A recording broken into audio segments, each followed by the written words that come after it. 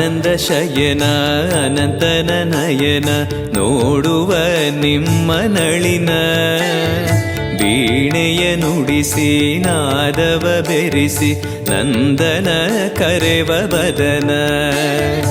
ಆನಂದ ಶಯನ ಅನಂತನ ನಯನ ನೋಡುವ ನಿಮ್ಮ ನಳಿನ ವೀಣೆಯ ನುಡಿಸಿ ನಾದವ ಬೆರೆಸಿ ನಂದನ ಕರೆವ ವದನ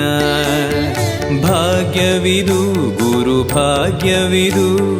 ಮಧುರಾಪತಿಯನ್ನ ನಟನ ಮಧುರವಿದು